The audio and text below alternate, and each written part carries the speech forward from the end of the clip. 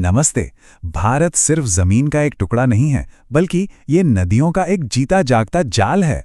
तो आज हम भारत की इन्हीं जीवन देने वाली धमनियों यानी इसकी नदी प्रणालियों की कहानी को थोड़ा और करीब से जानेंगे।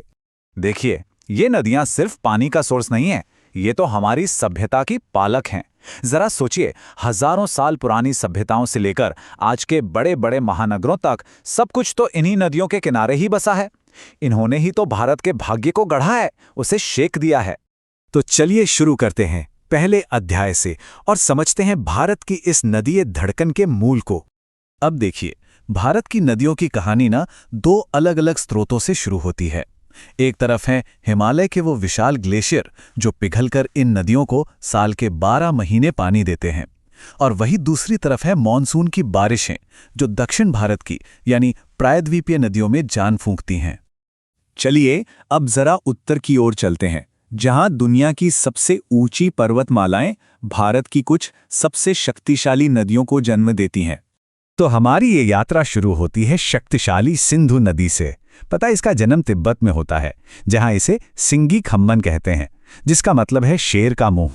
ये नाम ही इसकी ताकत को दिखाता है। और वहां से ये लद्दाख के खूबसूरत नज़ारों के बीच से होते हुए भारत में दाखिल होती है। सिंधु नदी सिर्फ एक नदी नहीं है, बल्कि ये भू राजनीति का भी एक बहुत अहम हिस्सा है। साल 1960 की सिंधु जल संधि, जिसे वर्ल्ड बैंक ने करवाया था, एक ऐतिहासिक समझौता है। इसने भारत और पाकिस्तान के बीच पानी के बंटवारे के एक बड़े मसले को सुलझाया, जिसके तहत पूर्वी नदियां भारत के हिस्से में आईं और पश्चिमी नदियां पाकिस्तान के। सिंधु की इस ऐतिहासिक यात्रा के बाद अब हम रुख करते हैं भारत के दिल की तरफ, एक ऐसी नदी की ओर जो सिर्फ एक जलधारा नहीं बल्कि करोड़ों लोगों के लिए मां का दर्जा रखती है, हमारी पवित्र गंगा। गंगा का जन्म भी बड़ा दिलचस्प है। ये किसी एक स्रोत से नहीं निकलती, बल्कि एक दिव्य संगम से इसका जन्म होता है। देखिए, एक तरफ गंगोत्री ग्लेशियर से निकलती है भागीरथी और दूसरी तरफ सतोपंत ग्लेशियर से आती है अलकनंदा। और जब ये दो पवित्र धाराएं देवप्रयाग में आकर मिलती हैं, तब जन्म होता है उस नदी का जिसे हम सब गंगा कहते हैं। 2525 किलोमीटर, ये सिर्फ एक आंकड़ा नहीं है, ये उस विशाल क्षेत्र का पैमाना है जिसे गंगा सींचती है, जिसे जीवन देती है। ये हमारी राष्ट्रीय नदी है जो पहाड़ों से निकलकर मैदानों को खुशहाल करती है और फिर आखिर में समुद्र में मिल जाती है। तो हिमालय की बर्फीली ऊंचाइयों से उतरकर अब हम चलते हैं भारत के प्राचीन पठारों की ओर, जहां नदियों की एक बिल्कुल अलग ही कहानी बहती है।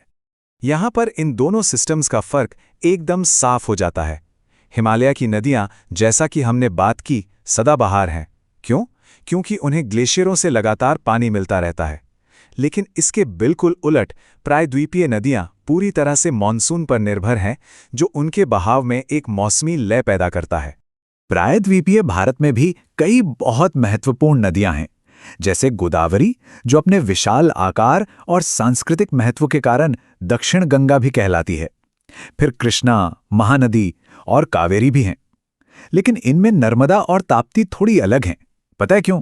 क्योंकि ये पूरब की ओर बंगाल की खाड़ी में जाने के बजाय पश्चिम की ओर बहकर अरब सागर में मिलती हैं।